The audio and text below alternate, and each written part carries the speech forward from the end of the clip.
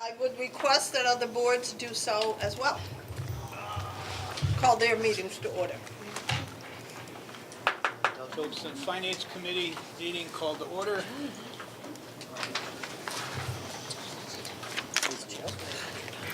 Templeton Board of Selectmen, we're going to call the meeting to order. We are down one for a quorum. He is on his way. He's about 2-3 minutes out. So when they arrive, if Madam Chair would so indulge me? Sure. I just want to disclose that I am not only a member of the school committee for Narragansett, but I am also on the Phillipston Finance Committee. So sitting here, I will be representing both boards. So anything I say could be coming from either. I will try to make do, but I wanted to let everybody know that. Will we be standing? I'd like to start, we have all the boards to order. Templeton is not, has just done so. Thank you. So I'd like to pledge allegiance. The flag is present, but we're obscure from it, so if we could look at this side and know that the flag is there.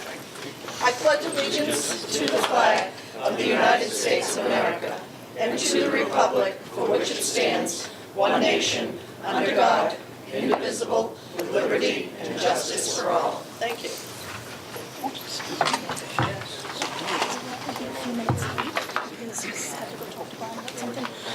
So he said we wanted to move on to the voting date change. Start that discussion. Oh, no, I've had a request. I've had a request to move the discussion of the town meetings to the front of this agenda. We have two town clerks who have worked full days already and are present, and if we can discuss their business first, it might be helpful for all of us. So, Why do these lights come on? the request is for lights. Do they all go on? Yeah, we'll see. Mr. Moulton will indulge. It's kind of dull. Like there. Oh, thank you very much, Mr. Moulton. Thank you. Now we have lights. Knew I was here for something. So, Mr. Carter, would you like to start off the discussion of this? Thank you. For those of you who do not know me, my name is Carter Tarantini.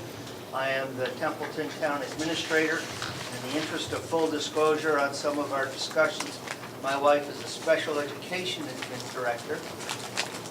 So you can imagine what the Special Director and the evil Town Manager discussions are like over dinner. Doug Morrison spearheaded this effort going back probably 18 months or so. And in simplest terms, we would like to move our election. We have several reasons that we'd like to do it, but I want to try to boil it down to the simplest one. We're looking to move our town meeting back a little bit. That really can happen in either community separately.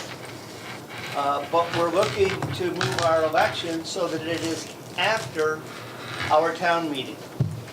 And the reason that we want to do that is from time to time, and this spring looks like, unfortunately, one of those events, we need to propose ballot questions to the community. This year we're looking at the possibility of an override to fund one of our basic services. The town meeting occurring before the election gives us a forum to collect several hundred of our citizenry together to explain the reason that the ballot question has been proposed, whether it is an override or a debt exclusion or a capital exclusion, or I cross my fingers, God forbid, an underride, and to have the citizenry debate that. That debate and that meeting are then carried on cable, in the newspapers, and as people talk about town. I have found in the few locations where we have done this that it really has enhanced the debate and the understanding and improved the chances of getting these ballot questions approved. So we're looking at the first Tuesday of June. That's when we would like to move to.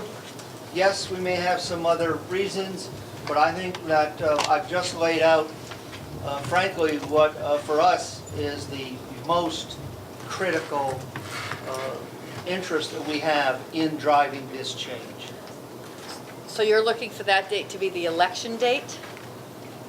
Yes. And we've worked with our town clerk. She found that date workable. She's the one that kind of worked this through for us. I think she may have had some discussions with her counterpart. I don't know what those were. Well, I'm not going to repeat anything she said. If she's here, she can speak well enough. They can speak well enough on their own behalf. Thank you.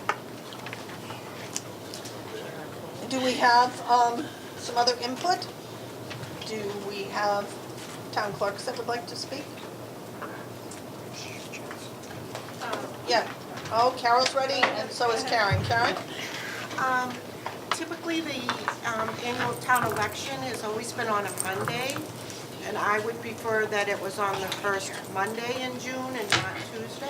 Karen, excuse me, could you speak up just a little bit louder?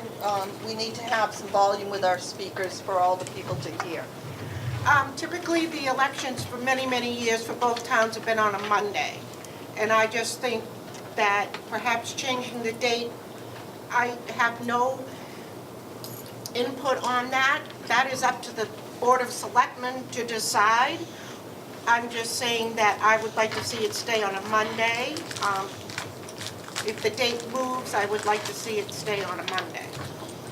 Okay, thank you. And Mrs. Harris? As far as the election being on June 1st, I think that would be good as far as, like Carter said, letting people know ahead of time and being able to discuss things. And I do feel that it would work out as far as time-wise with the holidays, like Memorial Day and everything. It's still Thank you. Yes, Karen? I just asked the school committee to think about this. I know from being a town clerk for quite some time, if a vote doesn't go through June 1st, is it going to leave you enough time to have another election or to make some other provisions, because the budget needs to be set and funded before June 30th.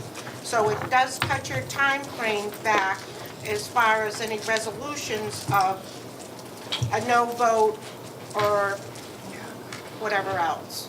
So that's really something you have to think about.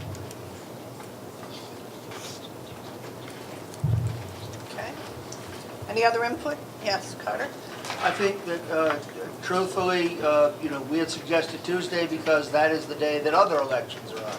If in this area, town elections are generally on Monday, having talked with Doug, having worked with the town clerk, I frankly don't think the difference between Monday or Tuesday is critical. And if that is of import to our partners in Phillipston and can help move this perhaps forward to some sort of agreement, I don't believe there would be any objection from the select board to doing it on Monday as opposed to Tuesdays. Thank you. Vicki? I think, Carol, did you use the date June 1st? For the first, The First Tuesday. Oh, the first Tuesday, I'm sorry. I thought you said or the June first Monday, Okay. as Madam Clerk on the other side. The first week of June. Okay. What else do we need to put in with this? And I'd be curious to hear, I know Mr. Telepsiak is here from the Phillipston Select Board. Have you had a chance to discuss this issue and come up with any thoughts, ideas, recommendations? I believe I'm the only one here. John, would you like to come up to our table right here? We certainly need to have you a valuable member here. And there are Thank you. and there's seats over here too, if anyone wants to come sit at the table instead of in the back. Is that the timeout corner? Yes, yes, watch out, you'll be there. Our concerns were the logistics that Karen just spoke of.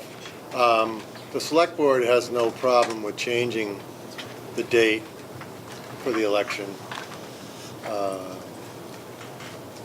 But like Karen said, typically we have them on a Monday, works out better.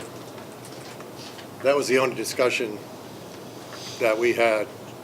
Nobody had any opposition to changing it. Mrs. Coach? I think your rationale makes a lot of sense. I think it would be important for people to hear why these certain ballot questions are coming up. I've worked the polls, and oftentimes people come in and they don't understand what the questions are about. So it makes sense to me, and I like the Monday idea as well. Yes. I am just concerned about pushing the date out further for reasons that Mrs. Foley has already expressed, and just the fact that, you know, we do get the first round of numbers in January, and we're here tonight to discuss where we are budget-wise. So we, as a school district, have a good idea of where our numbers need to come. So for us, knowing sooner rather than later where the towns are, where the town people are, and how they're going to vote is very important, so that if we do need to go back to the drawing board, if we do need to move into the next steps, if we needed an override or a debt exclusion, and we had to move into these other phases of getting our budget certified by the townspeople, we have time to do that. One of the concerns that I know I have, and I know Dr. Cassavant has expressed, is when we make decisions, especially regarding personnel, it is in the employer of choice initiative to present these people with the status of their employment as soon as possible. So if we are in a year where we may need to cut positions, we would like to be able to have those discussions sooner rather than later. By pushing these out, we're almost at the end of the school year before we know. And then we've got that much more time for rumors and just a general unease to sit when we're in a tight budget year. You know, when we do have money, that's a different discussion, but in these tight budget years, that timing is very critical. And I think, as I said, for our employees, it's also a key component in this decision. So.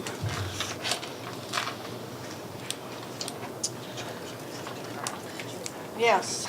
Let me just say that, going back to that interest of full disclosure with a wife who was laid off, I think every year from 1983 to 1983 to 1990, I understand.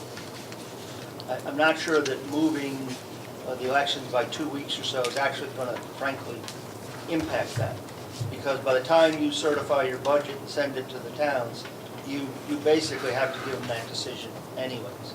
And so we have to weigh that disadvantage against the improvement in communication with the community and the potential that we can get these added funds that we need. That's always a tough balancing act. So I guess my question would be is why couldn't we just move the town meeting dates prior to your town meeting, prior to your election date, and have the same outcome as you're proposing by moving everything out? And I know there's issues with it, so The biggest challenge is now we don't get state numbers till we get House 1. Currently, we don't necessarily get your budget until April 1. So now instead of buying a little bit of breathing room in that April timeframe and to have that discussion with the community in early May leading up to the town meeting, we're bringing that budget back. We're not opening the window up, we're closing that window of time to have that discussions. Now, if the school committee were able to provide, and I know the agreement says March 30, at some point we'll talk about the district agreement and, you know, delivery dates for a draft. If the school committee was able to slide back a little bit, then yes, what you're asking would be more doable. But neither of us. I don't know if you have your insurance rates yet. Mm-hmm. Okay, we just got ours 7 days ago. So the thought was going back buys a little, not only gets us some time with the community, but gets us just that extra few weeks in the budget cycle. Again, yeah. Again, those extra few weeks also were set so that we would have time to make adjustments in the budget. So currently, what is the election date? The first Monday in May. Monday in May. So you're looking at a whole month. Yeah. We're looking at potentially sliding the town meeting back about a week and then having the election after it. Certainly the town meeting could be changed, but then we need your budget earlier and that creates that, which side of the sword does one want to get cut by?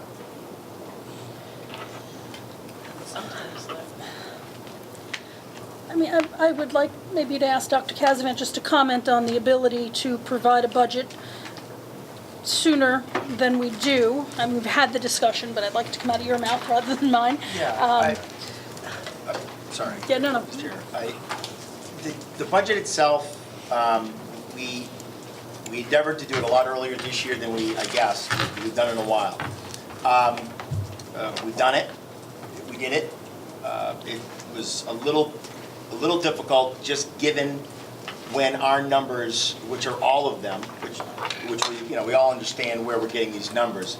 They're just so fluid that it was hard for us to give the town anything at all, because we were working. We certainly know what we're going to spend or what we wanted to spend. We didn't know what our revenue was at all. This year, it actually, it all kind of fell into place, although we are still waiting for our insurance numbers. We're still waiting. We still do not have the insurance number. Not all of them. We have some, we don't have all. So, it's difficult. We have to move a little bit quicker. We don't have any room for error. And it's not as solid as I would like it when we present, because there's always going to be that part where someone's going to say, "Oh, now you tell us." And we talked about this, Carter, you and I.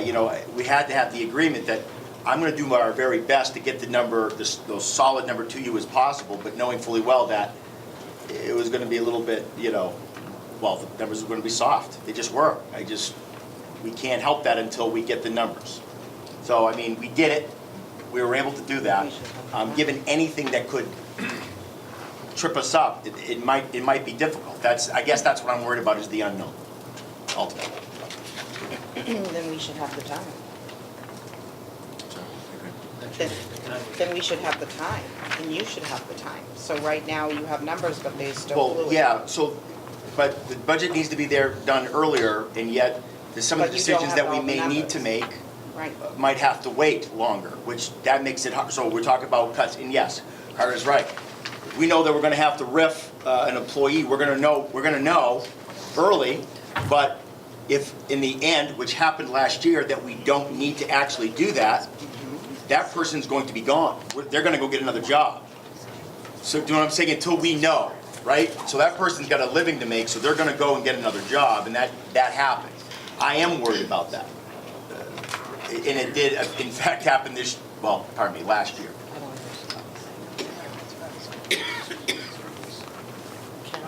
It's Karen first. Karen?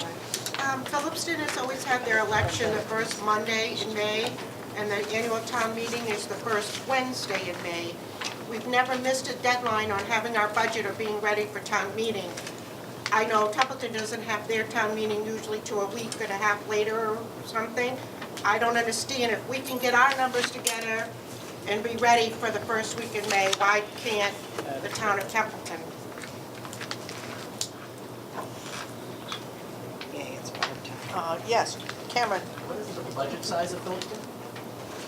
How many millions of dollars? 4 million. 4 million. I think we're dealing with a little bit larger numbers, more employment, more staff. Can we just ask to have a louder volume, please? Oh, Thank you. yeah. We're dealing with larger numbers in town of staff. The regional school district, you guys are able to get the numbers in dealing with a $4 million budget. It's really not about pressing or meeting the deadlines. It's about having more time to get accurate numbers that would fit what we want. Hitting a deadline is easy, but having quality work in your budgets is another story. So having these extra weeks is not about hitting a deadline. It's about making sure those numbers are accurate. So I just want to get that out of everybody's head, that it's not about making the deadline. It's about about getting more quality numbers. Thank you, Karen.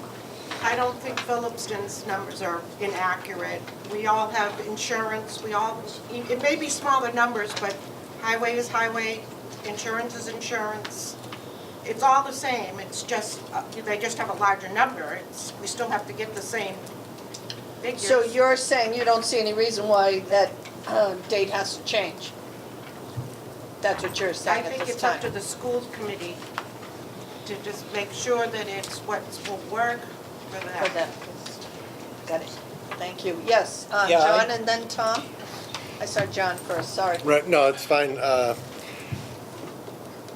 Just because the numbers are different, the process is the same. I don't see where more time or that much time needs to be made.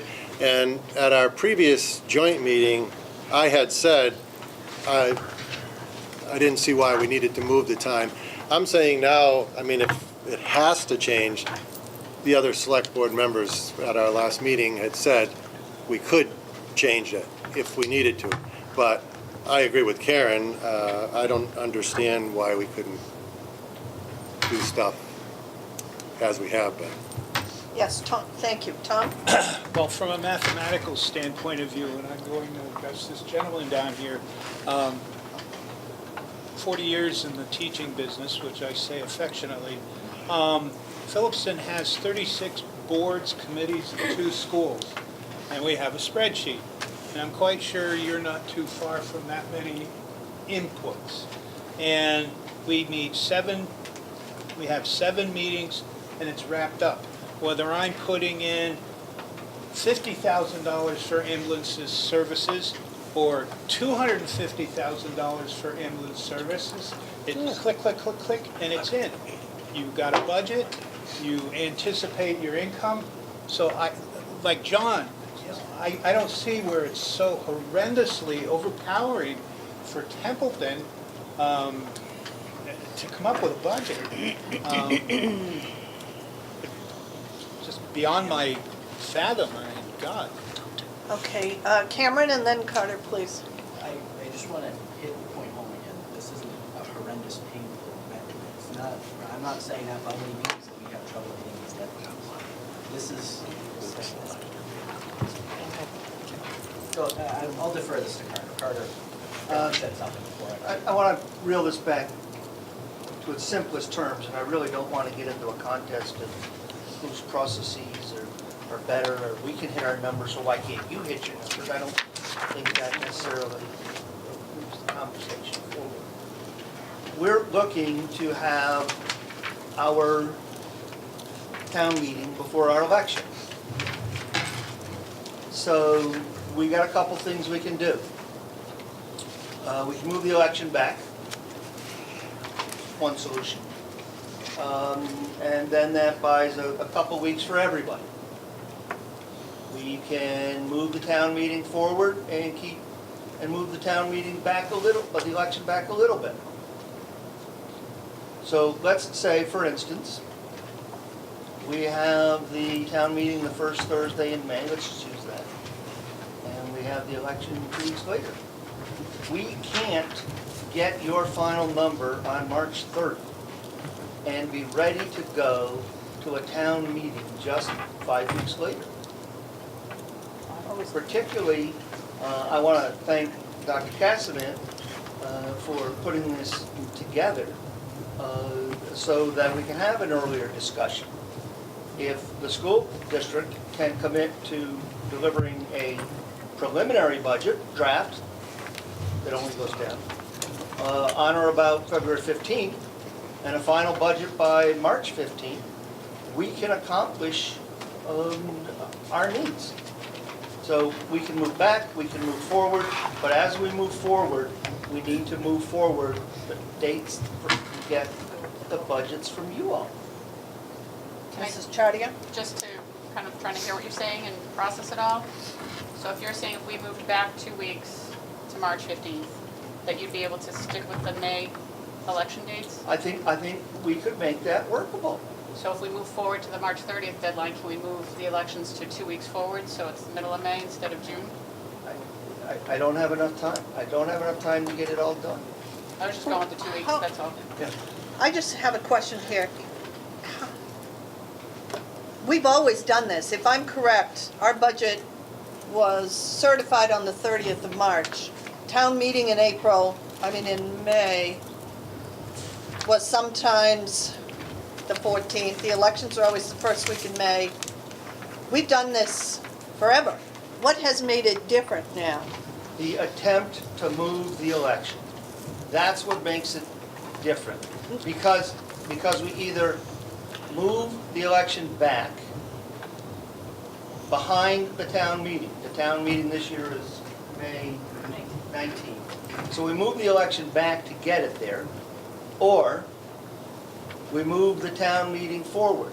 If we move the town meeting forward to the first week of May, which is where the town election is, and we move the town election back, we need your number earlier, because we have to have the warrant done, we have to have the ballot question done, because our drop dead to have our ballot question is April 4th. So we need a better sense by April 4th. If we think we need an override, we have to know that by then.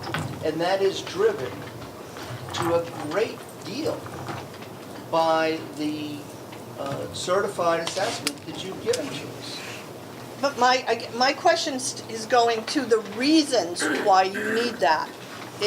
We've functioned, I've been in this town for as long as I have, going on 40 years, and we've always had. Our school budget was certified at the end of March. We still had town meetings. What is the current reason now that you need to move elections in town? A reason is what I'm looking for. Because we believe the election needs to be after the town meeting. We feel that that's critically important to improve communications and our ability to get overrides, debt exclusions, and capital exclusions improved. So we can swap out. Certainly the town meeting could be in the first week of May. Certainly we could do the election, we could reverse that. But we have to have ballot questions to the town clerk by the 4th of April. We can't get the certified budget on the 30th of March. If the committee can move its budgeting process back, I guess, because of your sense of direction, forward, back. Earlier in the year. Earlier in the year, so that we're getting a preliminary budget, February 15th, able to have these kinds of conversations, and then you're certifying the final budget, March 15th, we can accomplish what we're trying to do. Thank you, I got that. You need that April 4th ballot question. Mr. Speck? As I've said publicly at the last joint meeting, personally, I don't see why just changing a person's term from July 1 to June 30th, whenever they're voted in, that way you don't run into the situation of someone new. That person could also stand on town meeting floor and lobby and bring their ideas out to people, et cetera, and politic. While the seating selectmen, or those who are going to be defending the budget or the articles, are going to be there and they know what's going on. And don't forget, there's such an animal as a special election. I remember one year where Phillipston had a special election later in June-ish, I think it was, for an override. Templeton had an election for an override, and then we went to a joint town meeting, et cetera, et cetera. It all had to happen. I mean, personally, I'm not in favor of moving any of this.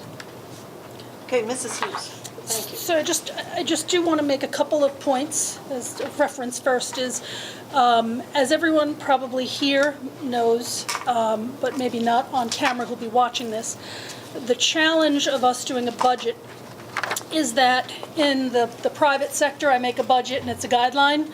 In the public sector, I make a budget and it's my checkbook. So when we don't have good numbers, and we don't budget properly, the state frowns very heavily upon overspending in any one category. Our town accountant is here from both towns, and I can see the panic welling in her eyes about overspending. So I think it's really important to understand why we're having this discussion and the critical need to have a good number to be able to budget on. So with that being said, I think as far as the school committee goes, and I think we need to maybe just have a more formal discussion at our next full meeting, I don't see moving our date back by 2 weeks gives us any more information than we would have, say, by mid-March to certify a budget. And I'll defer to Ms. Geister and Dr. Kazavant to confirm that. I know we're waiting for a couple of numbers. They should be in, I would think, very shortly. I think, having done budget in the corporate world for many, many years, we all know how much money we need. It's whether or not the revenues are going to come in to be able to spend that. And we already know what our plans are to cut numbers to make it work based upon what we may or may not be given. So it's the ability then to get it into action and meet all of the state deadlines for things like creating warrant articles or the ballot articles and such, so that we can make all of that work. So if it's a factor of, I hate to see things change. We have a hard enough time getting people to the polls as it is. Never mind even getting them to come out to our town meetings. I speak from the Phillipston side. I don't know if in Templeton you struggle with the same things. I imagine that's the case. Changing a date, I get nervous because people always know it's the first Monday, it's the first Wednesday. It is a change, and I think about what might that impact attendance. But if it's moving the school's number back, with the caveat, of course, like the town would, that if something major shift came in, it could be amended on town floor, and we've done that before. We've come to the floor and had to amend something because we got either better information. That's how we handle those changes. I don't see why we as a school committee couldn't entertain the thought of maybe moving up our certification timeline so that you can then think through, can you get that town meeting done before the election date? Because I do agree, communication with the townspeople is key, and if that's what motivates them to come out to the polls, then that's what needs to get done. I think that the school committee could have some additional conversation on this with the superintendent, with the business manager, and look at that February for a draft, March 15 for certification. Then yes, the selectmen could regroup, could work with the town clerk, work with the clerk and the selectmen in Phillipston, and sort out, okay, so we're still on a Monday in May, don't have to amend the district agreement, that's a good thing, and talk about which Monday in May. I think that would absolutely move everything forward. Could you move your town meeting to the last week in April, if we still have the election the first Monday in May? No, we have between the warrant and, Don't have the time. There really truly isn't the But time. on March 15th, you could. I'd like to hear from Dr. Kazavant, please, about, not this year in particular, but in most years, some years, what would be the restraints of saying that we could do it by March 15th? So, one would be a new election year, because that gives the new governor a week, right? That's right, it gives until February 1. Right, so that would be difficult, just saying, but okay, but let's move past the election of the governor.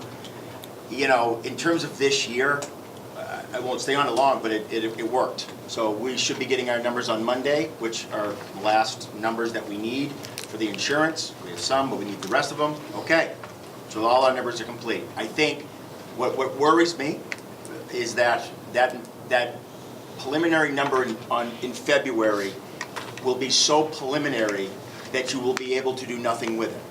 If you're asking me about the hard number about March 15th, sure. If we can do it one year, we can do it another. But I have to tell you that preliminary number that early is almost, it's useless. That's what I'm worried about the most. And so I literally, we don't want surprises. That was our deal. I don't know how that won't be built in. So that is in essence my biggest concern. Not the final product, but that initial product. Because February 15th, I didn't have, oh boy, I didn't have a lot of numbers that we needed. You know what I mean? And over that time frame, we got them just in time. So that's what concerns me the most. So you're saying that I would like to be clear that March 30th is a better date?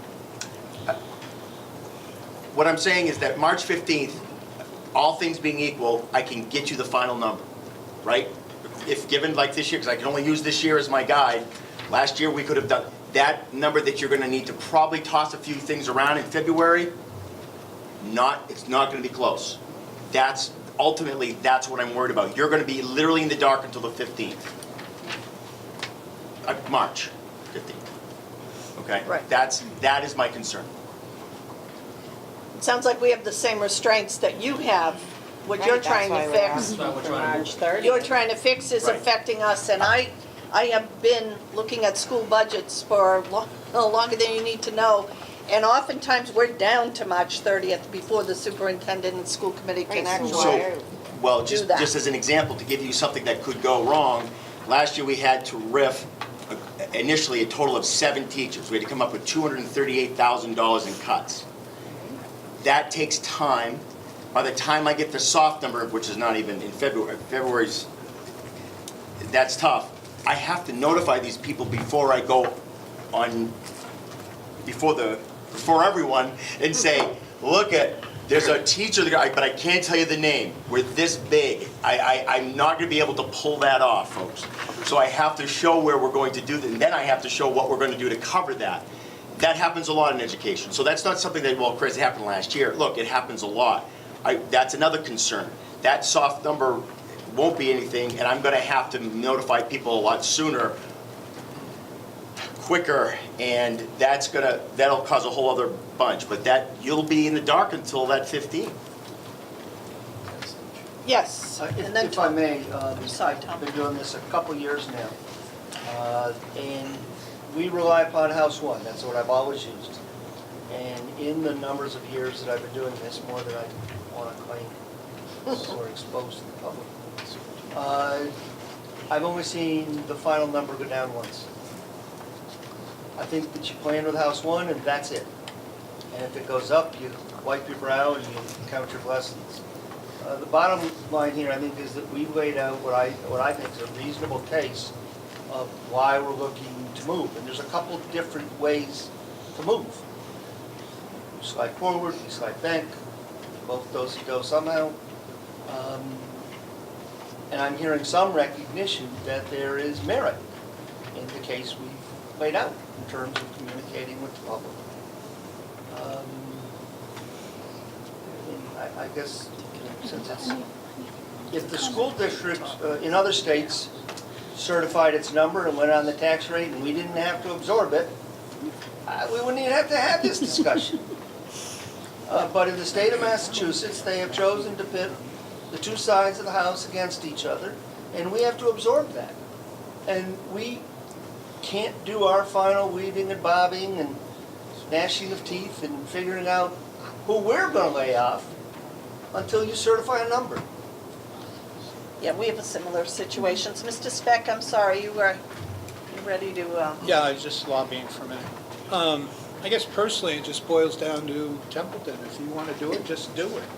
And roll with the punches, and Phillipston will stay, let me finish, excuse me. I wasn't- And Well, has anybody done any research on multi-school districts, and I'm talking more than 2, that have annual town meetings different, and their elections different, and they're not all trying to push them together at one time? I mean, I can pick one school right now, Monty Tech, whatever number of towns, 18, 19 towns, there's probably 19 different dates that there's Well, but annual they're town appointed meetings. and they're not elected, so it's a different situation. I just, also for the public who may be watching this, because I think the reason for this discussion at this particular meeting has probably been lost on the public, whereas we are all familiar with it.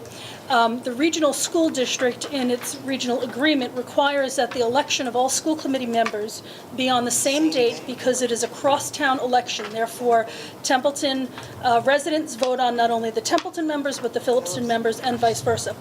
Within our regional agreement, it states that the secretary of the school committee, which Dr. Casavant has been so appointed, may call an election and handle an election of the district, regional school district alone, if we so choose. It also provides for that if the towns have the elections on the same date that we choose, we can ask them to manage all of the paperwork, because it certainly does make more sense. So the issue really is it becomes an expense that needs to be borne by the towns, because the school district, if these elections aren't on the same date, is going to have to run an election, which means that both towns are going to, and the town clerks will have to get involved somehow, and there's an additional expense. So that's the reason this discussion's happening in this forum, and I just wanted to make sure that everybody in the public understands why we're talking about this here. It's not just about election dates. There's the school committee election as well that has to be factored in. Should we take out advisement? Yeah. Do we have any further comments? Because the school committee will take this under advisement and discuss this at our next public meeting, which is on the 14th of March. 14th? No, We have comments? Yes. it's the 21st. Can we get a summary of points that have been stated, why Templeton needs it, why the school, why it would be helpful for the school committee, and why, if it's helpful for Phillipston or not helpful, why you're unwilling to change? I just want to make sure there's a summary of points stated at the end of this, so when we all walk away, we can kind of understand. So are you looking for minutes that has that summary? No, I mean, in Templeton's benefit, we're basing it off of the school deadline and when you guys posted, and Carter, jump in at any point if I'm wrong in this, so that we have a deadline we're supposed to be hitting. Mhm. And it makes it tough when you guys give us your numbers, and we're changing it to March 30th at this point, right? That's what. It is March 30th. It is March 30th. It makes it tough for us to get our numbers in. And we're trying to change our election date for the benefit of keeping continuity between the town, for a town meeting. You guys have trouble with your budget, and by us, no, I shouldn't say trouble with your budget, I'm sorry. It's been a long day, I've been up since 5 this morning. You guys are having issue with changing it to the 30th. I'm not understanding how It's that's getting playing. firm numbers, much like the town Yeah. has. So we can It's present a very similar. number, but is it a firm number? That's. So it would help if we had pushed back our requirement for our budget deadline, correct? If we had Well- our town meeting later, we had our warrant. No, we're good with the way you You do guys are things fine now. just as is? We're fine as is. And then Phillipston has no qualm or issue with this at all. It doesn't help you guys. Okay, just making sure that those are the points here. And in the points, you want to realize that we have to elect school committee members On the same day. on the same day. Unless you amend the agreement. It's the regional agreement. Yeah, and I'd be curious to know if there are any regional school districts that don't have an election on the same day. I know there's been a lot of changes since ours was Only those drafted. that don't do mixed proportionality. Exactly, and since we Right. do, So it's. it's another can of worms. Yeah. Well, and we also have a reorganization meeting that has, so there's a lot of things.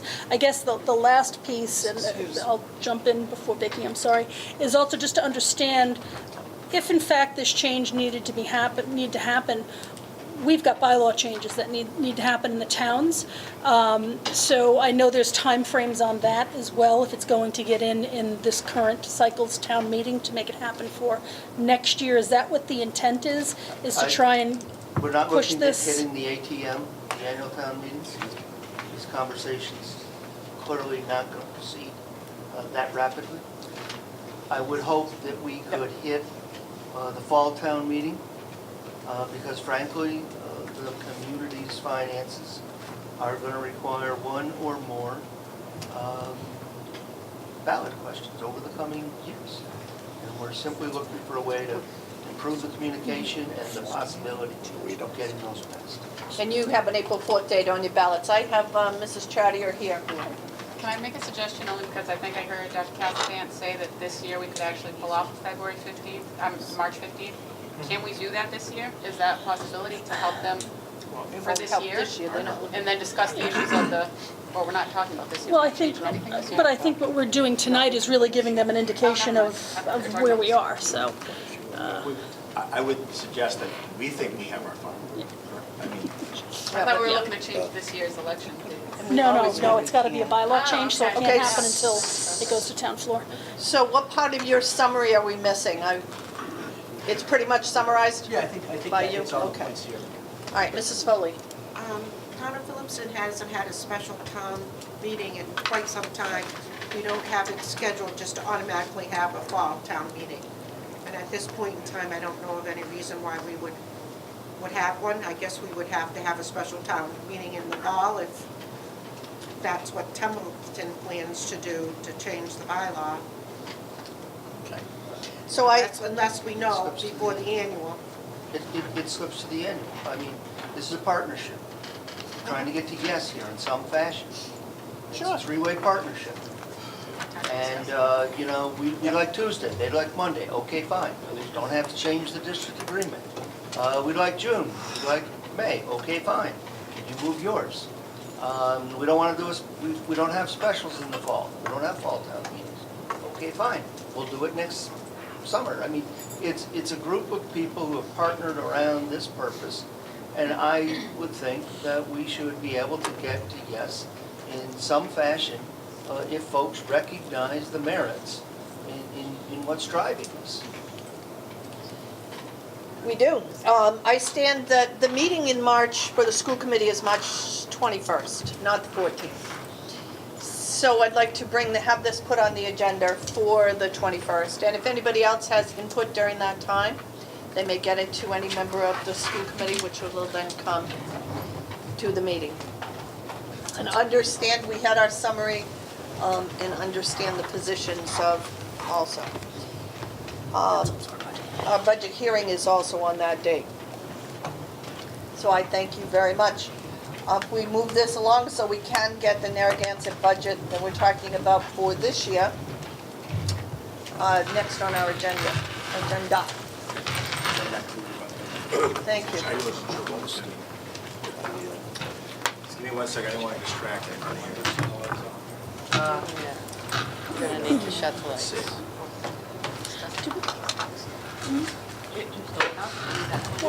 couldn't happen because where we are, we're in March. And it needs a bylaw change, so it's gotta go on town floor, so it's not gonna happen. I just want to make sure while this is heating up, does everyone have a packet? So there are, the packets are up here, if in fact that you do not have one. Or we pass that, so.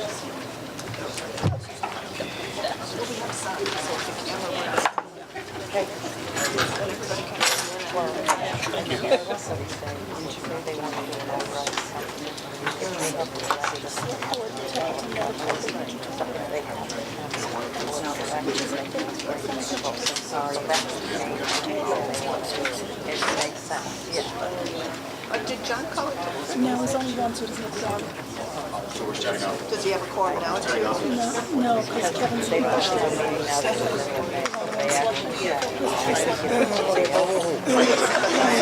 John Cameron. Cameron. Oh, he is straight.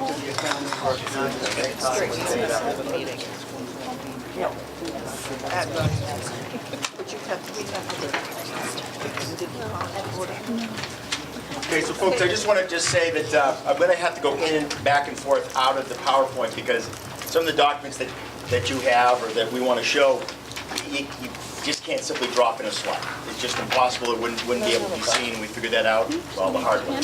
Okay. So we started in October-ish to start the budget process, and what we did, quite frankly, is we created a budget in which was fiscally sound. That is to say that we followed the good accounting habits such as whatever E&D that you may have, that we did not utilize that to balance the budget. Whatever school choice projections, because it's a projection for 2018, we did not necessarily apply every bit of it to offset potential shortfalls. So what we did, and as Carter told me to the chagrin of his heart, we created a budget in which we needed to operate.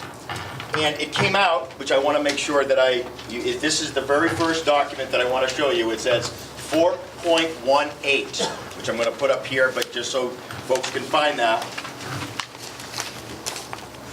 Okay.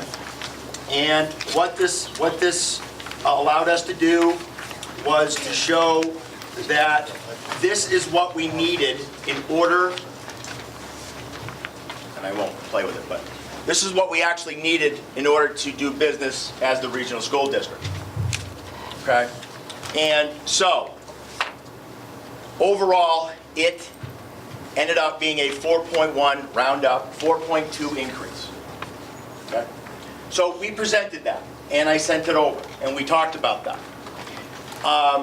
Of course, 4.2, if I may, is a lot on both towns. But what we were trying to do, not for sticker shock value by any means, but it's important for us to, when we budget and we start to look at these things, to make sure that we're doing it right first. Why?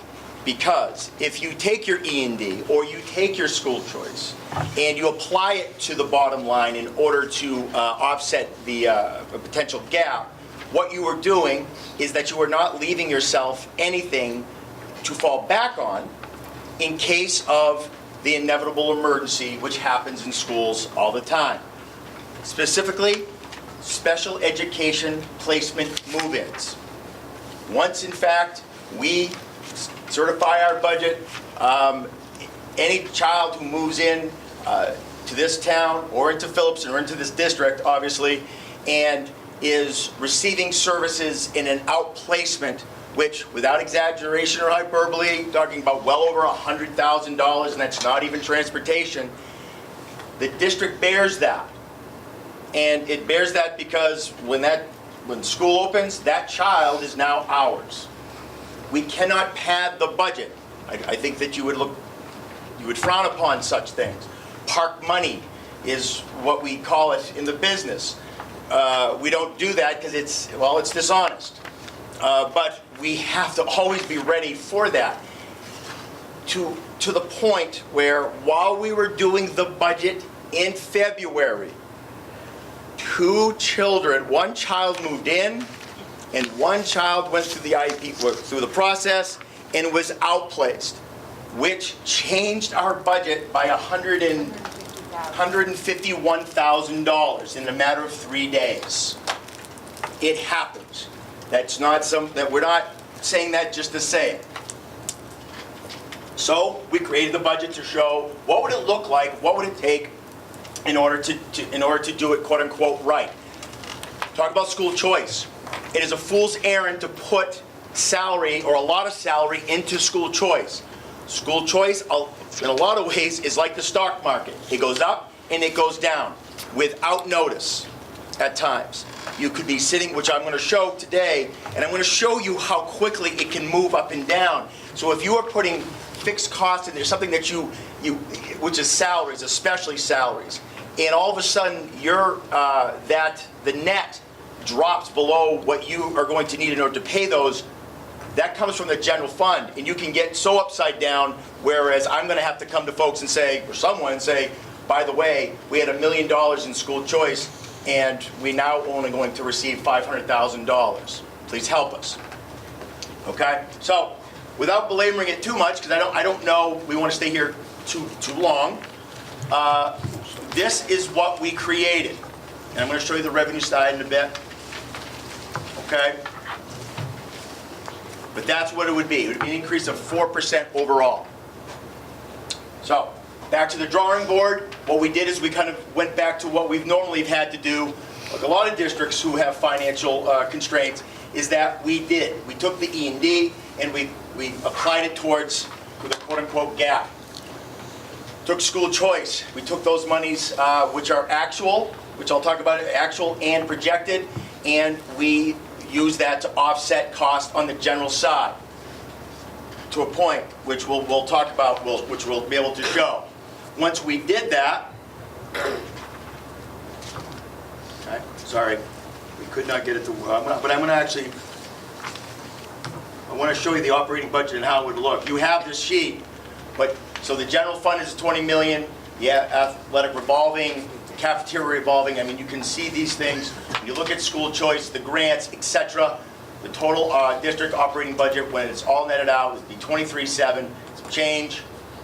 What are our funding sources? Well, revolving, cafeteria revolving, extended day, grants, circuit breaker, which is, by the way, another number, another soft number that we're told not, well, we're hopeful for 70% or 75%, but we're told 63. So this is a number that has yet to come in, but that's actually very typical no matter what happens. But and then eventually we get our Chapter 70, the transportation reimbursement, yet another number that's soft, and proposed local aid, MSBA, Medicare, and we get down to 20 million.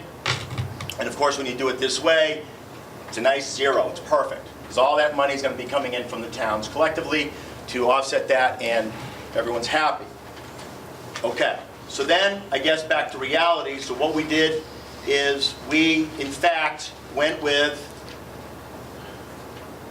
apologize, we applied the monies that I just talked about.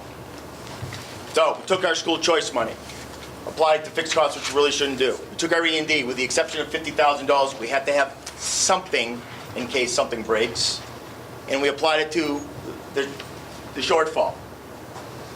And this is how we've come up, truthfully, at this point. So what it boils down to is when we do that, and we made a few adjustments here and there, it comes to a 2.82% overall increase. Okay? Depending on the town, obviously you're looking at your individual sheets, I'm sure, but Templeton's additional appropriation, I'm sorry, I can't look, what glass on? Templeton, right? 429, I believe, if I've got that correct, I do. And Phillipston would be additional 73. What does that mean? Okay, you have it in front of you. But what does this mean is the operating budget itself looks a lot different. Okay, we've got the same funds, nothing has changed, but the monies that we are applying from those, then once we apply that, and we of course backed off the total number in terms of from the towns, we come to this deficit of, well, it's a 2% increase, which then you obviously can figure out which, depending on the town, how much more than the minimum that is going to require. Okay. So, with that being said, I can hop out of this, thankfully. Okay. What are we asking for? What's happened? What are we doing? Is this. We started this back in October. We identified 3 areas immediately. Here's I guess the good news. The good news is the areas of need were identified early because we have grown exponentially. As a matter of fact, in terms of number of students, we are, I think, currently today plus 48 year over year. When you hear 48, that doesn't sound like a big number, but when you're only talking about 1,400 students, and depending on where those kids are coming in, that is a very large number. If you think of it another way, it's 2 classrooms, give or take, if they were to just materialize in one place. And, oddly enough, it did. They did. Or a certain school. This has actually been a kind of a couple-year process. So, what is the, so we just went through this, okay. The staffing needs. We need an elementary assistant principal. We have a new elementary school coming. Given the current plan, there'll be over 600 kids. There's really no questioning whether or not you're going to need a principal and assistant principal for an elementary school of 600 kids. I don't know if there's an elementary school with 1 administrator for 600 kids. I wouldn't want to know such reality. It's a very, very busy place. Currently, though, we have 400, and I have the number, 400, call it 480, I think, right now between Templeton Center, which is housed this back hallway, and Baldwinville Elementary.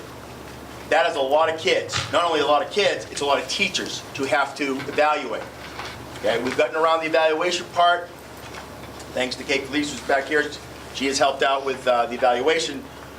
But in terms of the day-to-day operations, it is a lot of kids with a lot of moving parts. We're having some difficulties with the key word of safety and making sure we have good supervision where we need it. So in other words, I can't wait to FY20 or the school year 19-20 because we have that many kids right now, but just in 2 different buildings. The 5th and 6th grade teacher we're going to talk about. The 5th and 6th grade teacher are really a combination of 2 things. The explosion at the elementary level, which would make sense that at the middle school it would eventually get there, but also last summer we experienced an explosion of intake at the middle school at the same time, which we're going to get to in a sec. So let's go back. We initially riffed, I believe it was 7 positions. I had to take 2 back before school even let out.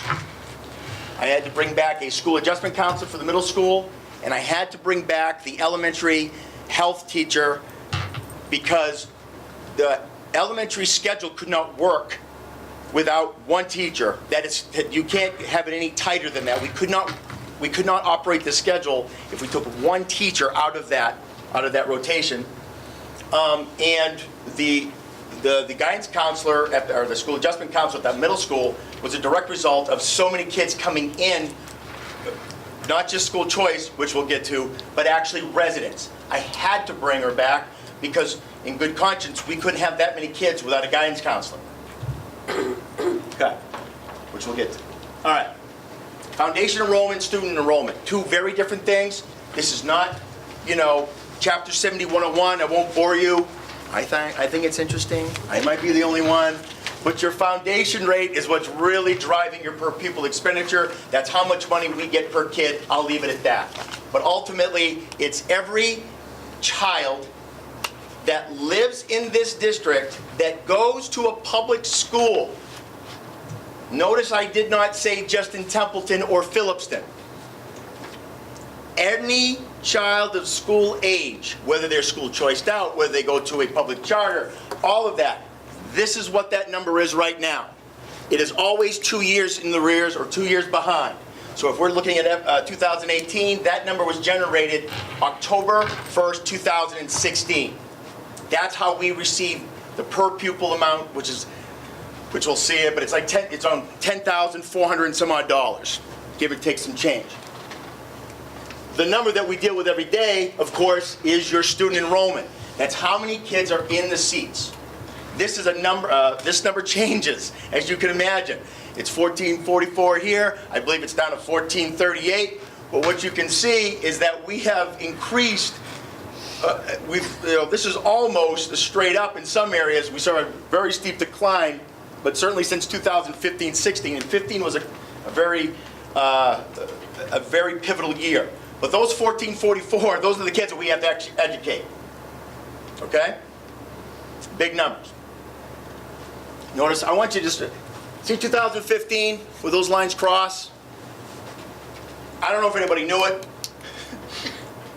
That was probably almost your worst year of existence. I'm going to show you that why that cross sometimes it doesn't mean it's not just pretty. It tells you it's a forewarned is forearmed. Well, I'll show you why. All right, district enrollment, again, changes all the time. 1438 is what we're actually at right now, right this second, as of today. Okay? As you can see, our school choice has gone up exponentially, although we had closed school choice back in August. And I'll tell you how that number grows once you close it. Phillipston has stayed, well, Phillipston has actually declined since FY14, call it 20 kids, give or take, from FY14. Templeton has done nothing but increase. The grand total as of today is 1438, but you can see that we, in essence, since almost 100 kids since FY14. That's enrollment. Okay? So who cares? Where are you going, Cassian? All right, 457 at BESTC. We had to close school choice immediately. We don't have any more, there's no more room. I can't stop a child from town to move in here. Of course I can't, that's their right, they pay taxes. But in four cases, I've had to move them down to Phillipston. I cannot put any more kids in the rooms. We're at 26, 27, 28. Okay, and these rooms aren't exactly, you know, palatial, so I had to move some kids down. But as you can see, that OTC has basically stayed the same. We've been able to control that number. That's kindergarten, first grade. We don't want high numbers there. We don't. Trust me. Pardon me. Then of course there's the grand total. BES has gone up to 289. That's the biggest jump that we've had. Hence, we had to get a 4th grade teacher last year. All of us, we just knew there were too many kids. There was only 3 teachers for the grade, which was the 3rd grade at the time. We had to get a 4th grade teacher. Had over 125 kids in the 3rd grade. Well, actually, at the time, it was 119. By the time we were done, it was 125. So we had to get another 4th grade teacher, which, by the way, wasn't part. Remember, we had to cut last year, and so that was something that we had to take on because the numbers became too big. So overall, what you need to know is that we've been increasing, obviously, elementary. We've talked about this. Phillipston, again, you know, Phillipston has come and gone as far as how the pre-K has gone, quite frankly. Okay, BES has exploded. TC, we've been able to regulate fairly easy. All right. So the student registration report. I can't give this to you because it has confidential information on it, or it could. So I want to show you exactly what happened in August. So if you bear with me, if you see that the total numbers onto the side, we're talking there is 148, subtract 1, 147 slots. In a period of 2 months, 2 months, 22 total kids came in to go to, let's see, BES. 4 were school choice, because we don't accept school choice. We had to cut it off. 18 of them were residents. Of the 18, I think 6 or 7 of them came back from either a private or homeschool or something. They came back. A couple were move-ins. Middle school, which was a big surprise, 66 grant total. That's in 2 months. 17 school choice, 49 residents. These are additional. They did not exist as of, say, June 1st. They were not on our radar. Middle school. Whoops, I just went middle school. Sorry. Did I go past it? Oh, there's so many of them. 66, sorry. And 22. So we're at the high school, 27 total, 4 school choice, 23 residents. That's probably the largest uptick of just these are residents moving back in or doing whatever. These are not school choice, they're back into the high school. Very good sign.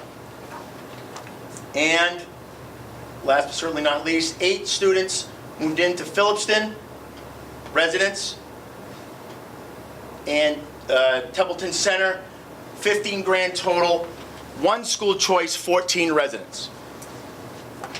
We know that this happens, by the way. We anticipate this, because kindergarten, sometimes they go to kindergarten or preschool someplace else, they're actually residents, we don't know it, and poof, they show up. So that's why we don't put a lot of school choice in these areas. We know that kids probably who live here in these towns are going to actually go to elementary school. So out of the there were 148 kids that came, well, now granted, then some came in September, October. We have 4 pending right now, move-ins, etc. It's constantly either ebbing and flowing. Okay, we used to call it the churn report. Didn't sound very good, so we just call it the new registration report. But there is a plus and minus. We're seeing far more pluses than minuses. That is how, and this is why, as we move forward, oh, where are we almost done. Okay. Oops.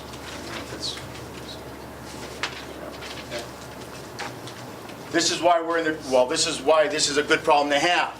Your school choice, remember that 2015? We're going to get to that in a minute.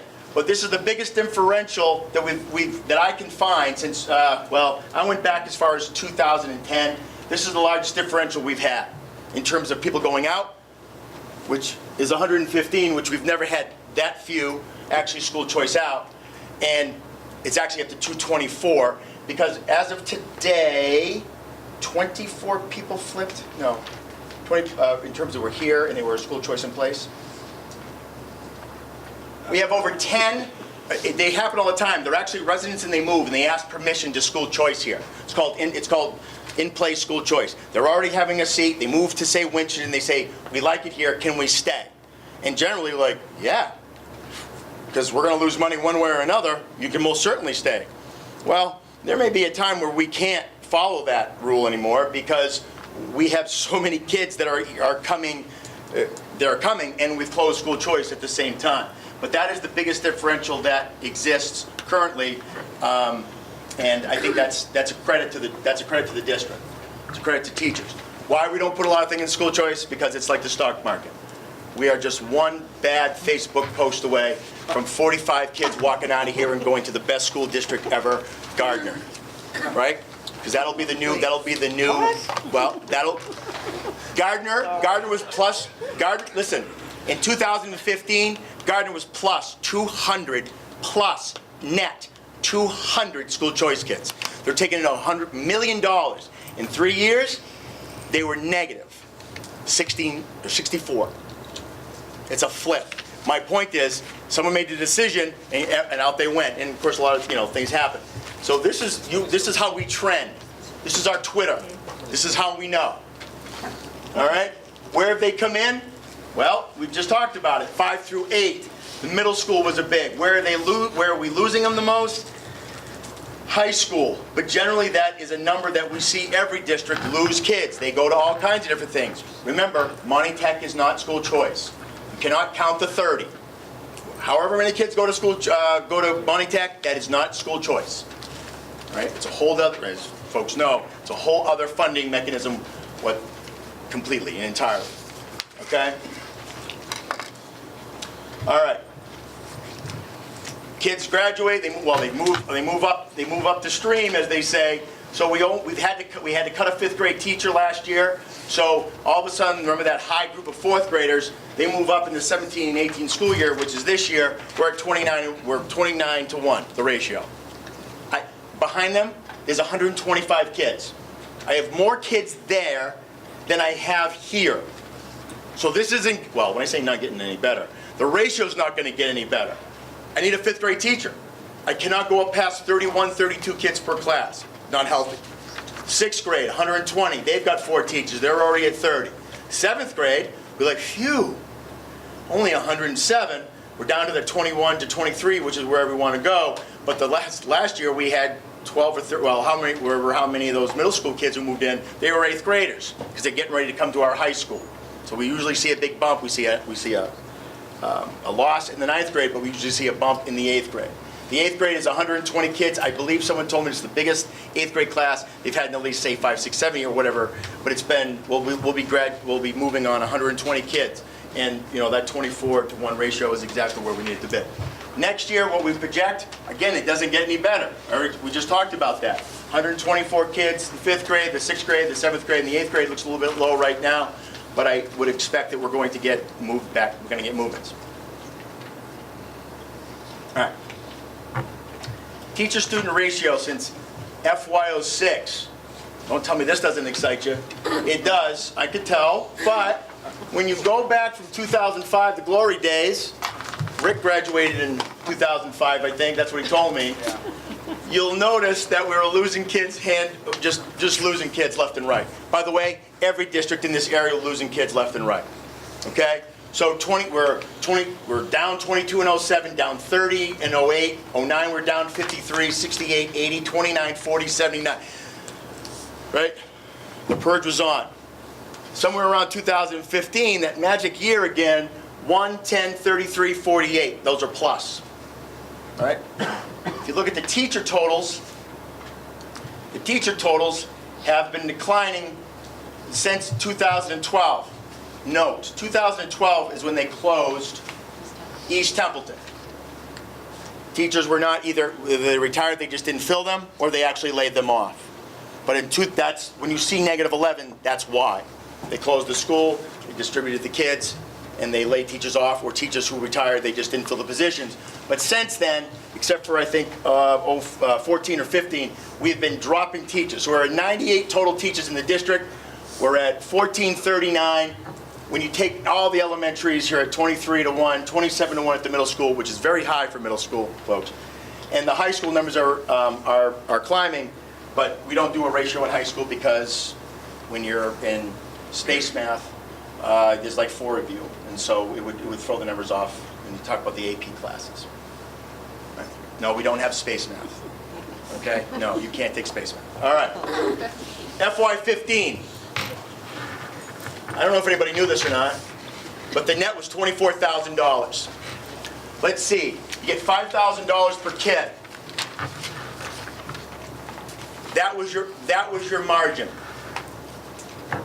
Call it 8 kids, or 6 kids, 7 kids, depending at the end, right? Because they all, in the end, they fix it. To the point where you go, Chris, that whole Gardner story, my God, of course they did. $294,000 was your net the next year. That's how fast it can happen to the good, and that's how fast, although this margin isn't any better, right? But that's how fast it can increase and go down. Obviously, FY17, a good year. FY18 was even a better year. We do not realize this money until FY19. That is projected. We're living off of this money. So when we start talking about school choice, we have to combine money that we know that we have and money that we project that we have.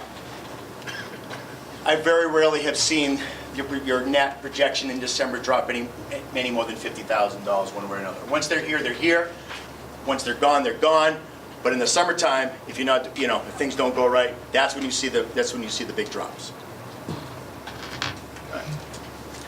Just want to show you that because I think we received some criticism from outside of this immediate group, is they're just sitting on all this E&D. That's what we heard. Well, I don't know, but as you can tell, that I don't know, if not every penny, almost every penny has been expended towards the balance or to the gap. Okay. And just in case anybody wanted to know, everyone's hit their target local share. Okay? Which that's a big deal because it's taken a while for everybody to reach. Did we get that sheet? Okay? No, you don't have that. Sorry. I can get that to you. It's on the website. It's on the front of that. Okay? So, I'm hopeful that what I've done is to show you the 2.8%.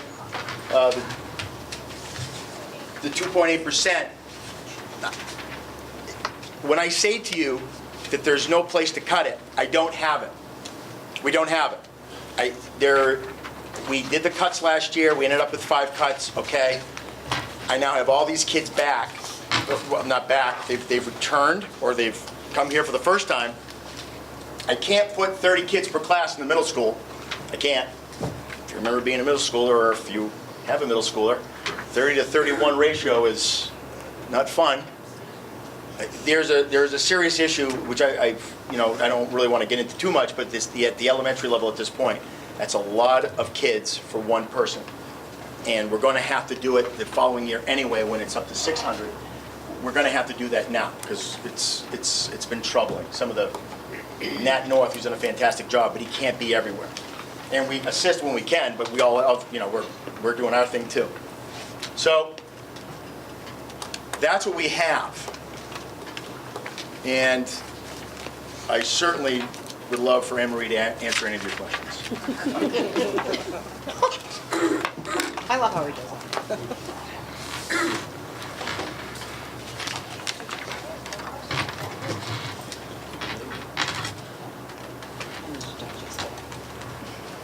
Hey, Dr. Kazma, great presentation. That was really well done. Thank you. Also, on the full disclosure, just to let you know, I have 3 kids in the system at all levels. So one in kindergarten, one in 7th grade going to 8th, and one in 10th going to 11th, and I have one on the bench in 4 years who'd be in pre-K. So believe me, I have a lot of kids going to the school, so I am definitely a supporter of the schools. But we can talk some more. see through the numbers. Can I just say that what's different from this year than from last is that we were able to cut positions without drastically affecting the ratio or the educational process. We no longer have a librarian / media specialist. We're going to get dinged on that from the ask, and they're going to not like that. Okay. We've taken away the technology, not technology, the visual arts. Media. Media, thank you. The horticulture program. Those kids go back into classrooms, which increase, of course, increase the ratios. They're, in terms of our core teachers, there's nothing left to take at this point in time. That's what makes this so dire. If I could, I would. You know, because Lord knows we understand what this all means. I don't want to, but we've run up against it. And when I show you the negative of teachers, in other words, how many we've lost, and you gain 48, it really becomes simple math. We just can't do what we need to do. I had a quick question. Percentage-wise, how many in 2017 school year actually came in from out of town on school choice? 217 kids. If you want percentage, I could get that. I'd have to fumble a bit. But we are roughly. And they were school choice. They did not move back into town and then come back into the We have system, correct? 217 school choice children in this district right now. Okay. 224, sorry. 224 school choice in this district right now. Of the 1,438. Yes. I'm gonna pull some bread. Yeah, I just want to point out a couple of things because I hear your question about school choice. So the obvious question that I had before joining the school committee is, so aren't these monies funding all of these extra things we need? Because it's the line of thought. But what, if you ask the question, what we're spending our school choice monies on are some of our fixed costs that really should be part of our general expense to begin with. So we're already at a disadvantage with our budget number as it is. If school choice went away, I don't know the exact number, and I mean, these guys could do it. How much of our insurance payments do we make out of school choice money? So, you know, we're relying heavily on that.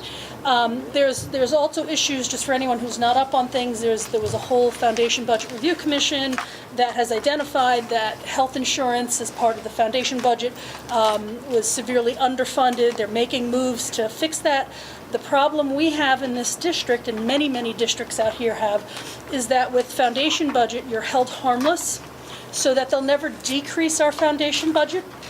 But because our enrollments have decreased, even when they multiply the per pupil expense times the number of kids, there's no movement because we're already above that to begin with, and we're held harmless. So we don't get the benefit necessarily of seeing some of the changes to these foundation budget formulas. There's a whole move to get there. It's just going to take a while to get there, and so everybody should write their legislatures and tell them to get behind all of the legislation for that. But it puts us at a big disadvantage to try and carry the budget forward in our general fund without relying on those school choice monies. To answer your question directly, 15% 60. came in, 16% came in. 83% of the kids, when you take out school choice, are from Templeton, 17 are from Phillipston when you take out school choice. When you keep school choice, this was number 1438. So you're talking about 70% Templeton, 14% Phillipston, and 16% school choice. Just reviewing the revolving fund here on the back there, you know, kind of how you broke it down, what the 319,604 was. I gotta say that out of here, without the 56 good teachers, I look at you, you got totally going on. She was my vice principal when I was in middle school. It's not too long ago. And it was good for you. I would say though, in my 5th and 6th grade classroom, we had 5 teachers in both levels. We had 5 teachers all the way up, all of the middle school places. I think if there was 4 teachers then, it would have been even more chaos, and I'm sure you remember the chaos that had happened in the middle school all hours. But yeah, most of it was caused by you, but no. There was quite a bit. Yeah, I think it's a fair share, but I think, I don't know how a middle school can function with a 30 kids in a classroom. I mean, I So think. do you, Hey, I'm on the school side of this. I'm sorry, we used to do it. As somebody who's recently been through Narragansett and is a proud alumni of the school, I think that it's educated me well, and it's done great for me, and it sent me in the right direction. Personally, I don't know how you guys do it as you do it now. You gotta say, I'm in your corner despite Mr. Moneybags over here carding with arguing it's against bean you. counter, Mr. Bean counter. Mr. Bean Counter, I'm for you guys, and I think that, whatever we can give, I'm more than happy to give. Thanks. Mr. Speck? Yeah, being a proud alumni of Narragansett myself, just recently too. I'd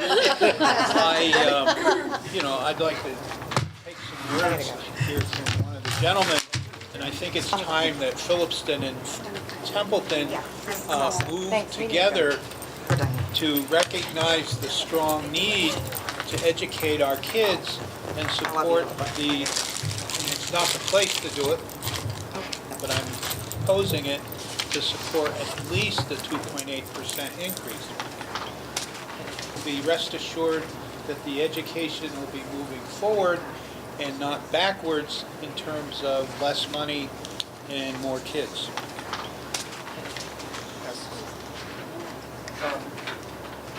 Yes. If I might have a document that, first, this is not about my big needs are bigger than your needs, okay? I don't know if Dr. Cassavant sat through my chart of how many lane miles per worker I have to cover, how many acres I have to cover, et cetera. And I did disclose my wife's interests in schools to give you a sense of my flavor towards this. It is unfortunately something that is forced upon us by the method that Massachusetts has chosen to fund schools. And as with the discussion of the election, I want to try to cut to the simplest chase possible. For fiscal 2019, Templeton will receive approximately $225,000 in new revenue. Now, I could maybe screw around with that and get it to 325. Our pressures are somewhat similar to some of the pressures that you face. And the budget that I have proposed, which has not yet been vetted, no reaction yet, requires a override of $375,000. The idea that I'll do the instructions that I'm given by the select board. Obviously, we've talked about the fact that what the system is, and you get to certify your number, and we have to live with it within the cap. To find approximately $485,000 to send to the district when we have $225,000 in new revenue, even if I get it up to 325, is challenging.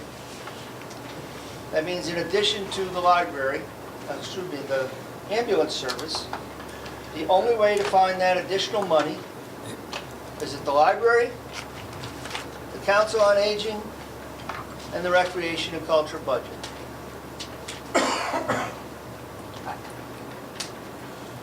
I can't not have first responders. I can't not have some police. I can't not plow roads. This is not about who has bigger needs, but I can't roll that checkbook. It is what it is. So I'd like to. Can I ask a question first? Just on your revenues here, 2 questions. Where's your free cash? The idea, I will do as I'm instructed by this board. And that's fair, but you've got not- $1 million and change in free cash that was just certified that's available for use this upcoming year. Is that correct? I'm not saying that this should be what you use it for. I just want to. This is so. Can I see the budget book, please? So first, that $1 million is the result of shame upon the town of Templeton. I get that, but it is what it is, and 5 years. that's what was certified. That's 5 years. Right, and that would be. Now, a portion of that has been set aside in stabilization funds. And I have to tell you that I do not want to be I would not be the person that proposes using free cash to support this budget.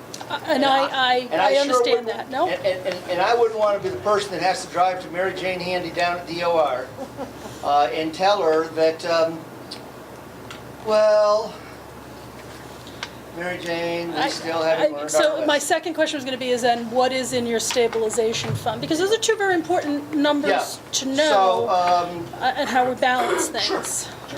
So the free cash, just so you will know, and for anybody that's interested, the 380-page budget book will be online within 2 days or so here.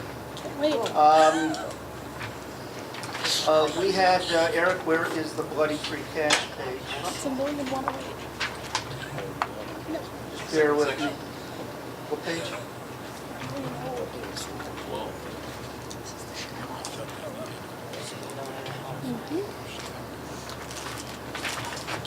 The free cash was approximately $1 million. Approximately $250,000 had to be used to correct an accounting deficit.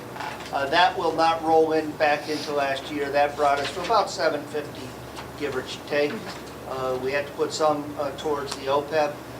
We put some towards our capital, which now has, I believe, the grand total of roughly $65,000 in it. And the stabilization is up to about 185. So there's not a lot in stabilization, so that's So that. there's not a lot there. We have some things that we need to do going into the annual town meeting. I do expect that there's about $200,000 left that could be available for application against the operating budget, if that should be the direction. I was kind of hoping to get that new truck to replace the 1984 that we're driving. Some things like that. But just as Dr. Cassavant feels the pain of applying E&D, and we all acknowledge the error of our ways in applying school choice, I think we both know that's really not the way to go. And I agree, I just wanted to ask the question, since we answer it all the time about E&D. Yeah. Because $1 million is a lot of money. And although I advocate entirely for using free cash for one-time expenses, because that's what it needs to be, there is a lot of money there.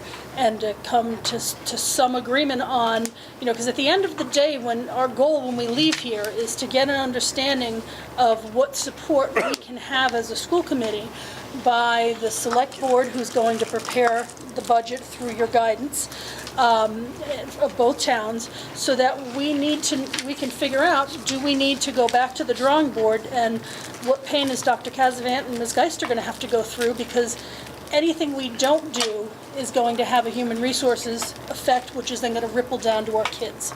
We set aside, and first, let me say again, thank you to the superintendent and the district in Phillipston for doing this, because it really shouldn't be the only time of the year we talk is at budget time for the towns to turn white and everybody sort of figure out. I mean, we're talking a few more times during the course of the year. It's always we started out setting aside $150,000 towards the district.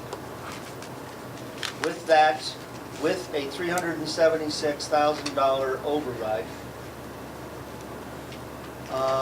and again, a little more tweaking. I send out the same pink notices you send out. I think we don't send them out on pink paper. Not as many.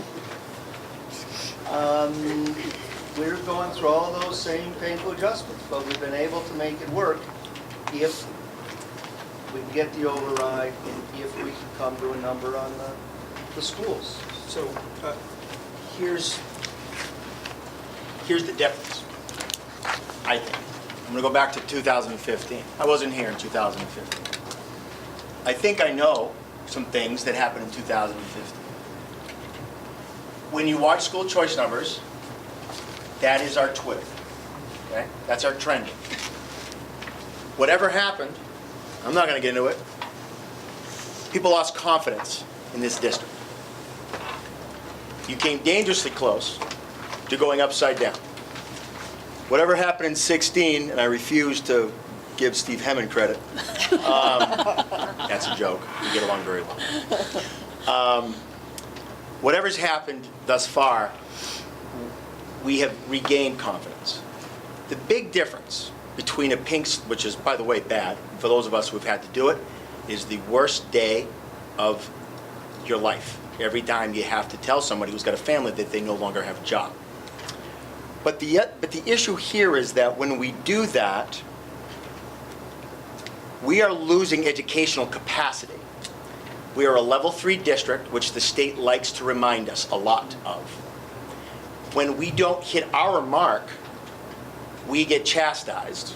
We get, I'm going to say punished, in only the way that the state can punish you, which is, of course, embarrass you. And then force you to do things, by the way, that's going to cost you regardless. Because once you drop below a certain level, and I don't know what happened when, and it doesn't matter, but once you start losing confidence, consumer confidence, once those monies are no longer available to do what we're doing right now, and even with a deficit, then you're going to have to do it anyway. Because, no, we're not close to level, somebody said we're close to level 4. No, we're close to level 4, for God's sakes. Trust me when I tell you. But we are a level 3. We shouldn't be a level 3.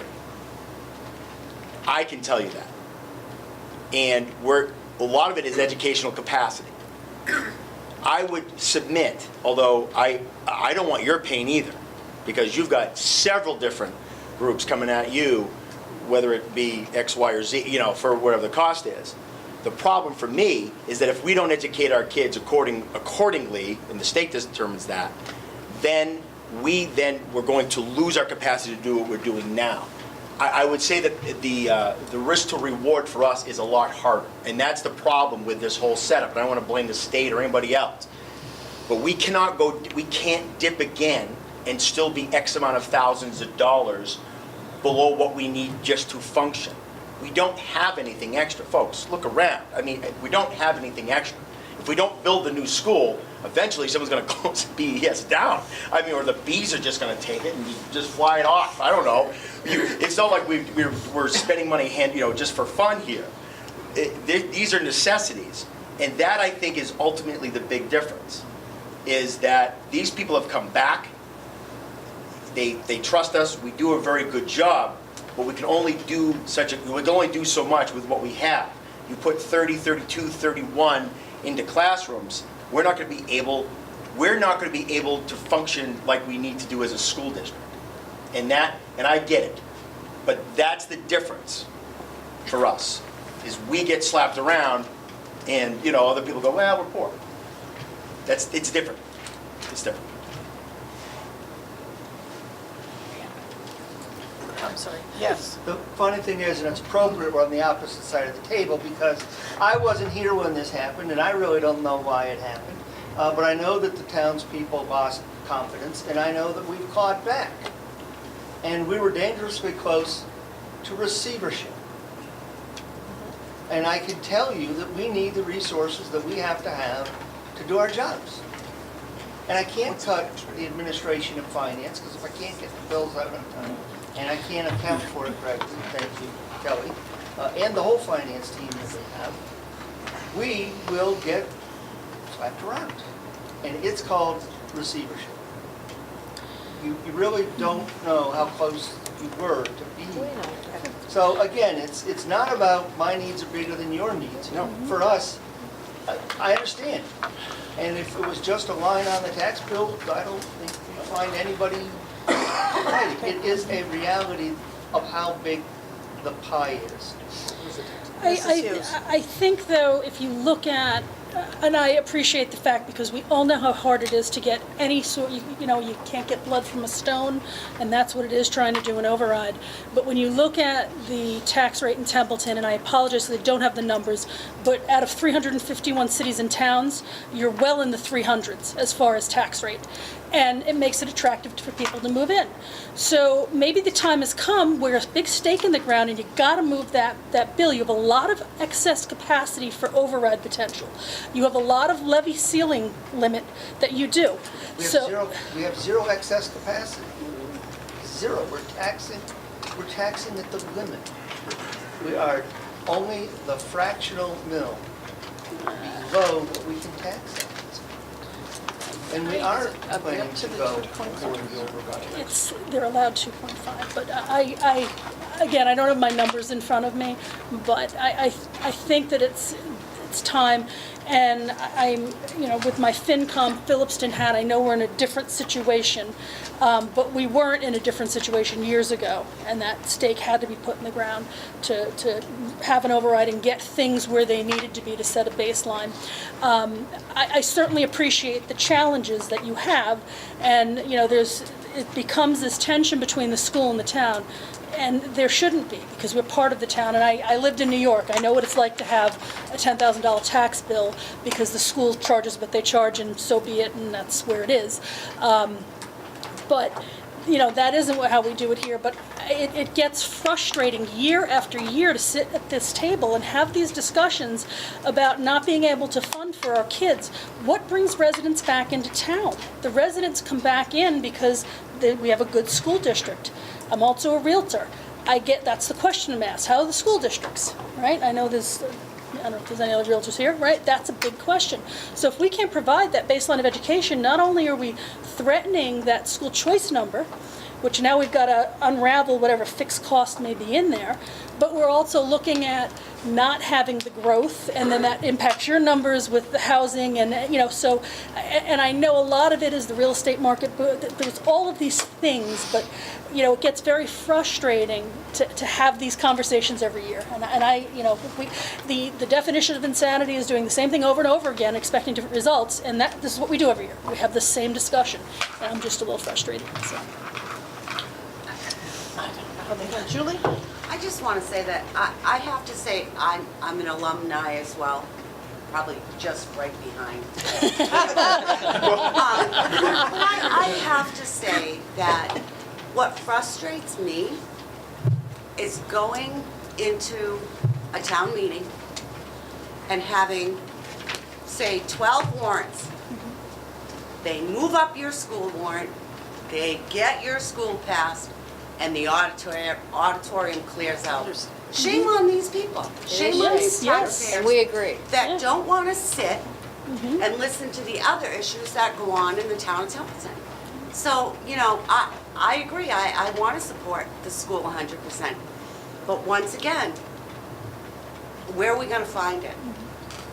You know, and those same people that want great for their children in the school are the same people that will come out in a snowstorm and trash your DPW and wonder why they're not out there quick enough to make our roads safe enough for our children. Well, guess what? They can't do it if they don't have the equipment to do it. So, you know, shame on the parents that will come out, and I saw it last year. I was shocked. I sat on that stage and watched hundreds of people get up and go, got what we wanted, see ya. And that's a shame. And people should get out there and get the word out that, you know what, there's more to our towns, Phillipston included, I'm sure, but there's more to our towns than just the school. There's other things. If you want good plowed roads, stay there and pass another warrant. I'm sorry, but I have frustration as well. Yep. Cameron? I gotta say, with frustration for the town meeting, one of I think what's most revealing about that meeting is how many families that we have in Templeton, how many families that we have that put their children through the school, and that trust the school system, and trust that you guys will educate and your job as school committee to guide these children to success. Narragansett has always really had great success rates with the AP programs, sending children to Ivy League schools. The thing that has always struck me about Templeton is a lot of the young professionals and a lot of the young families don't show up because they're pretty much stripped for time. They're raising families, they're working 9 to 5 jobs, and it's difficult for them to kind of get out to these town meetings. However, the demand is always there for these schools, and I mean the override capacity for Templeton school system is always there, but it's really always been up to us to get these young professionals out there. I think that's pretty much what the byproduct was of that town meeting, was they had enough, and they needed to show up, and they did show up, and they let their voices be heard. And it had been pushed down the road so many times in Templeton to build a new school. And finally, that was the last straw. And I think as we change and as Templeton grows and continues to evolve, this is what we'll see, is a lot of these young professionals and families that put their children through the school system will show up. And I've already had feedback that we need to fund for this. So I know I've made my point here, but you guys have my full support for this.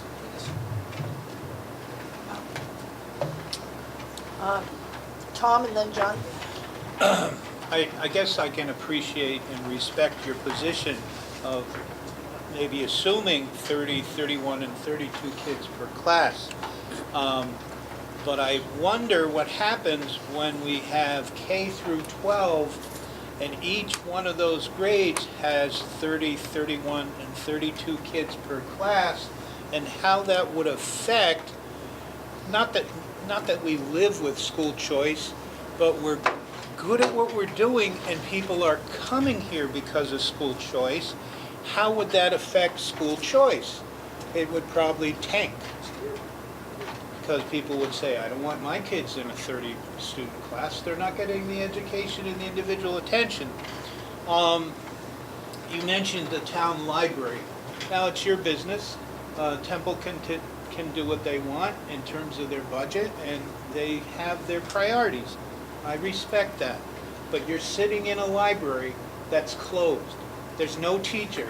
There's no librarian, and the school's been called to task by NEASC, correct me if I'm wrong, in reference to that there's no library for the kids. Maybe a couple years with your library closed, or getting volunteers to do it. I don't know. That's your business. But my bottom line here is we and everybody sitting in this room are talking about our kids. I wouldn't want one of my kids in a class of 30. I'd move them out. You got to step up. Thanks, Tom. John? This town's at $16.72 a thousand. Everybody that touches us is at least at $20 a thousand. And you're right, but we're at the level that we, like Carter said, we're at that level, like, we don't adjust the tax rate. We don't do that. Department of Revenue does. Now, if we have an override or some type of tax exclusion or something like that, that might adjust, the document that goes down to the Department of Revenue for the following year to adjust the tax rate. But we don't do that. I bought my house in 2005 with the premise of a new school being built. That's why I bought it in this town. I don't know if you noticed, but there's a big hole down where Templeton used to be, so there is a school being built. So that comes to the efforts of all the select board members for the town of Templeton, to help with Mr. Tenzini, and the budget that goes along with that, which is about, I don't know, $27 million. So, I mean, it's not like the town's not, doesn't have, we really don't, and believe, I have kids in every grade. I do, I have kids in every grade, but I'm looking at this, and I just don't understand. I understand the need, and I want my kids to be educated, just like everybody else does.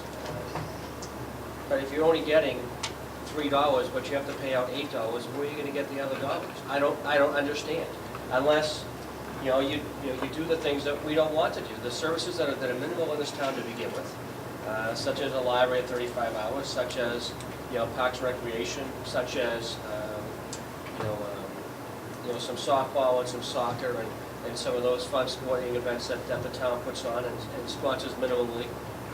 All the Council on Aging, which we have not a huge elderly population, but there's still utilization of that building. You know, a fire department that has advanced life support that this town voted in. The fact that we only have 9 police officers, and by captain we're short 3. I mean, if I can go on and on and on, I mean, but again, we're at a rate that we're at, and I can't fix that. So I mean, to shut a town down completely, except keeping the emergency services that are needed, is pretty much where you're putting us. I mean, without, and that's, I'm not trying to scare anybody. I'm not trying to scare anybody, that's fact. That's fact. I mean, we have to keep law enforcement out there. We have to keep firefighters out there. We have to keep the AOS service running as much as we can, and we have to keep the roads clear, right? I mean, that's pretty, we have to do that. Everything else, I think even I said to Carter's, everything else would have to be closed. Everything would be shut down. I'm not talking to shut closed. Council on Aging mothballed. Shut the building down, put chains in the door. That's what's going to happen. To fix the need, yeah, there are kids. They're my kids. My kids are here. So I'm fighting for my kids too. But if the school comes to us and says, well, this is what we need, this is our number, then just be fair warned. That's the position you're going to put this Board of Selectmen in. And how is the rest of the population of the town of Templeton going to feel, knowing the fact that these are things that are going to happen because it's going to have to happen. Yes, sir. None of the discussion tonight did I hear anything in reference to, well, we're trying to get grants to help on our fire department. We're going to try to get grants on our ambulance. Yep. We're going to try to get grants for this. We're going to try to find free state money here, there, and everywhere. Can I just stop you? Et cetera, et cetera. I mean, stop you right there. you can I've already- hire somebody, a grant person, to find those. You're absolutely right. And you know what? This town does a fantastic job, and the managers and directors within the departments are doing great. In fact, I'm leaving on Saturday for the fire department, who just got a grant from the Commonwealth for new equipment for their ambulance. So believe me, we are looking at every grant aspect that we can. We are getting grants, the 911 grant that we get from the police department and dispatch, which, you know, we don't put that stuff, we level fund our budget just like you guys do. So, you know, we try not to use grant money to offset costs, or especially salaries, because then, you know, if the grant doesn't come in, guess what? You have to find that money someplace else, and in someplace else you don't have it. So when Carter's in charge of level funding the budget, which he is, this is what the task that we've given him as a Board of Selectmen. These are things that need to, this is reality. This isn't fun make-up stuff. This is fact.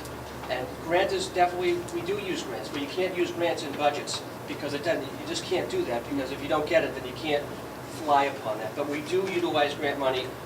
Council on Aging utilized probably at least 56% of their grant money last year just to help them operate and open up last year. Override capacity This year, the budget's even a little bit tighter. 6,500,000. Meals on Wheels is a little bit tighter this year. They have a lot I mean, over. and I'm not talking big dollars, I'm talking like $18,000 to support like 12 to 18 people on Meals on Wheels, which we told her to reduce to This is max, they can $6,000. levy under 2.5.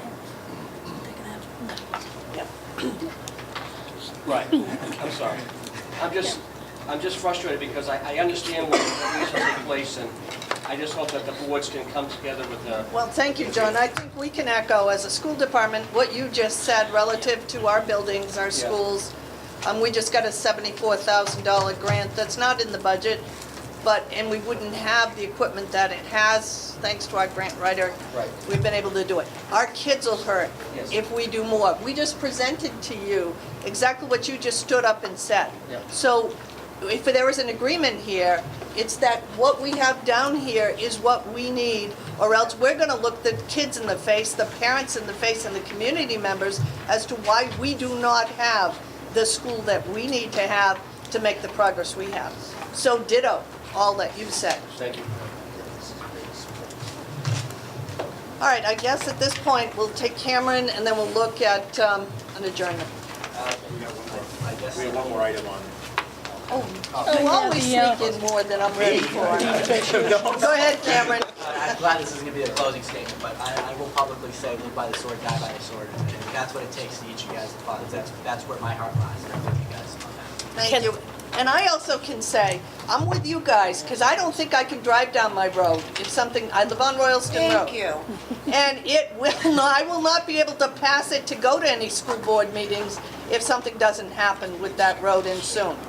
And we're not the only road in town. So what I'm saying is I agree with you, Mr. Kapelis, and as a chairman of the school committee, that budget is what we need to do for our children. Understood. Mrs. Kojal? Can the override amount be increased?